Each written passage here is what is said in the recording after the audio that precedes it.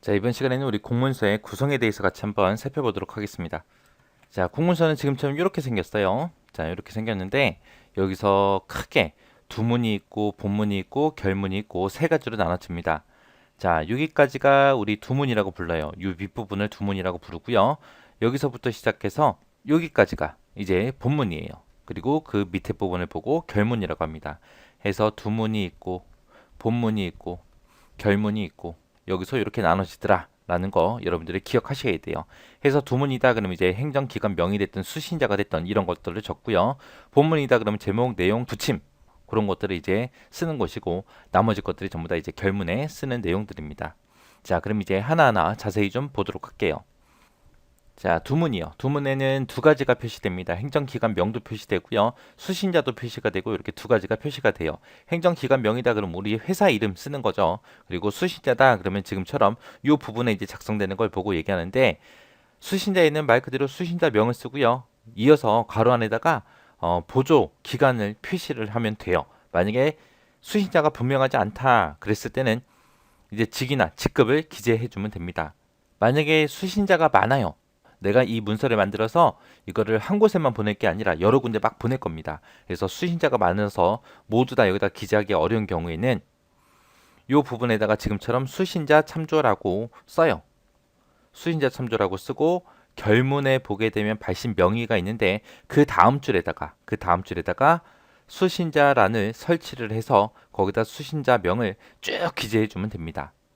그리고 내가 만약에 문서를 만들었는데 수신자가 없어요. 내부 결제 문서예요. 그때는 이제 수신자란에다가 우리가 내부 결제라고 그렇게 써주면 됩니다.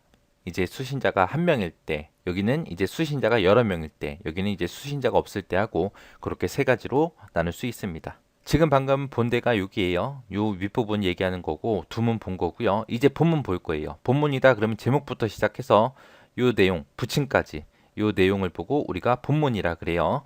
자, 본문에는 제목, 내용, 부침하고 이렇게 세 가지 있어요. 제목 쓰는 칸, 본문 쓰는 칸, 그리고 부침 쓰는 곳 해서 요 세 군데 같이 자세히 좀 보자고요.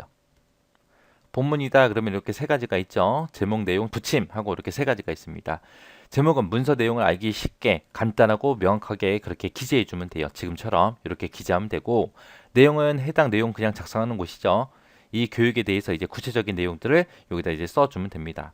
그리고 이제 부침이다 그러면은 이 본문, 공문 외에 별도로 이제 첨부할 문서가 있을 때, 별도로 첨부할 자료가 있을 때 그때 이제 기재하는 거예요. 만약에 내가 별도로 첨부할 게 없다라고 했을 때는 부침을 생략하고 작성해 주면 됩니다.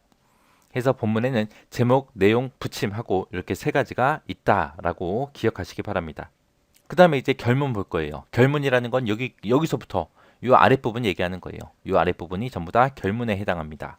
자, 결문을 보게 되면 이제 이렇게 생겼습니다. 자, 여기 보면 감사 원장하고 이렇게 써져 있죠. 이 부분을 보고 발신명이라 그래요. 해서 기관장 명의가 되겠죠. 그 다음에 이제 이 부분은 기한자, 그리고 검토자, 그리고 협조자, 그리고 결재권자가 누군지 그 사람들의 이름들을 적는 곳입니다. 요 8번 같은 경우 이제 시행하고 접수한 그 내역을 적는 곳이에요. 그래서 시행하는 처리과 명, 기회까지 처리하겠다. 그리고 그 뒤에 이제 1년 번호가 붙었죠. 연도별 1년 번호 써주고요. 이게 이제 언제 시행되는지 그 날짜 이제 쓴 거고요. 그 다음에 접수는 어느 과에서 접수 받아야 되는지 그리고 접수 번호는 몇 번인지 연도별 1년 번호가 써져 있는 거고요. 그 뒤에 이제 접수 받은 날짜가 이렇게 기재되어 있습니다. 자, 여기는 이제 우편번호 쓰는데요. 자, 이 우편번호 쓸 때는 앞에다가 우라고 한 글자 써주고 한 칸 띄고 그리고 뒤에다가 우편번호를 숫자로 작성해 주면 됩니다. 그 다음에 이제 이 부분이 이제 주소 쓰는 곳. 행정기관이 이제 위치한 이 기관이 위치한 도로명 주소로 이제 써줘야죠. 그 다음에 이제 이 부분이 이제 홈페이지 주소 쓰는 곳이고요. 그 다음에 여기는 이제 전화번호 쓰는 곳이요. 그리고 여기는 팩스 번호 쓰는 곳. 전화번호나 팩스 번호나 쓸 때는 우리 지역번호 있잖아요. 지역번호는 반드시 가로 안에다가 지역번호를 먼저 기재하고 뒤에다가 번호 써야 됩니다. 양가로로 이렇게 묶어준다라는 거 꼭 기억하셔야 됩니다. 그 다음에 이제 그 뒤에 나온 게 이제 이메일 주소요. 그 다음에 그 맨 뒤에 있는 요 공개라고 써져 있는 거 있죠. 여기 부분에다가 이제 공개 구분, 이 문서를 공개를 할지 아니면 부분만 공개할지 아니면 비공개로 할지 그거를 구분해서 우리가 표시를 해주면 됩니다. 이런 것들이 이제 결문에 들어가 있는 내용들이에요. 그래서 요 뒤에 보면 이제 자세한 내용들 나와 있죠. 여기 거 한 번씩 쭉 정리하시고 지나가시면 됩니다. 이렇게 해서 이제 공문서 어떻게 생겼는지 그 구성에 대해서 알아봤는데 두문에 뭐가 있고 본문에 뭐가 있고 결문에 뭐가 있는지 여러분들이 알고 계셔야 돼요. 근데 결문에는 많은 것들이 들어있죠. 그러니까 두문하고 본문을 정확하게 알고 계셔야 되고요. 그리고 각각의 특징들 좀 기억하셔야 돼요. 그 중에서 여러분들이 꼭 기억하셔야 되는 게 수신자요. 수신자가 한 명일 때, 여러 명일 때, 없을 때 그렇게 있었죠. 그거 꼭 기억하시기 바랍니다. 자, 공문서의 서식 설계다라고 하게 되면 얘가 뭘 얘기하냐면은 시청이나 동사무소 같은 데 가서 이제 증명서 같은 거 뭐 발급받을 때 우리 신청서 같은 거 써요.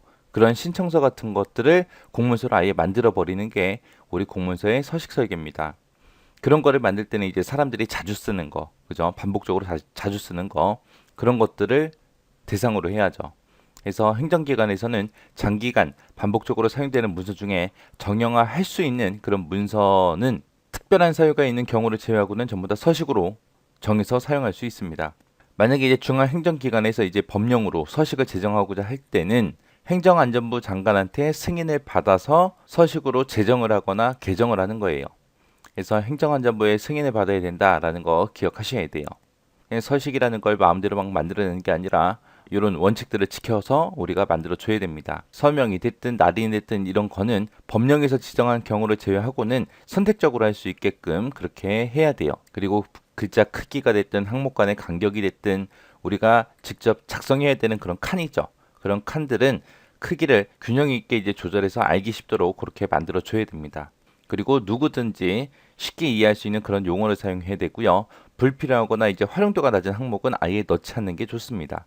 특별한 사유가 없으면 별도의 기한문이나 시행문 이런 것들을 작성하지 않고요. 서식 자체를 기한문 시행문으로 사용할 수 있도록 그렇게 생산 등록번호, 접수 등록번호, 수신자, 시행일, 접수일 이런 항목을 넣어서 아예 만들어주는 게 좋습니다. 그리고 행정기관이 사용하는 로고가 됐든 상징이 됐든 마크가 됐든 홍보 문구가 됐든 이런 것들을 표시해요. 표시해서 기관의 이미지를 높일 수 있도록 그렇게 작성하는 게 좋습니다. 이제 우리 일반인들이 사용하는 그런 민원 서식 같은 것들 있죠. 그런 것들은 민원인의 편의를 위해서 업무가 어떻게 흘러가는지, 어떻게 처리가 되는지 그 처리 흐름도랑 처리 기간, 며칠 이내에 처리가 된다. 그 처리 기간, 그리고 전자적 처리가 가능한지 그런 여부 같은 것들을 표시해야 돼요. 그리고 음성 정보가 됐든 영상 정보가 됐든 이런 것들을 수록하거나 바코드 같은 것들을 표기할 수 있어야 됩니다. 그리고 서식에는 용지의 규격하고 지지를 전부 다 표시해 줘야 돼요. 여기서 용지의 규격과 지지를 표시한다. 그게 얘 얘기하는 거예요. 우리 공문서 맨 밑에 아래쪽에 보게 되면 이런 게 있었어요. 이게 가로 세로 크기가 얼마인지 용지의 규격. 이게 A4 사이즈죠. A4 사이즈에 백상지라는 종이 80g짜리다라고 규격과 지지를 표시해야 됩니다. 이렇게 해서 공문서의 서식 설계에 대해서 같이 살펴봤는데 자, 이 내용들은 크게 뭐 어려운 내용은 없어요. 없으니까 여러분들이 한번 쭉 읽어보고 정리하고 지나가시기 바랍니다.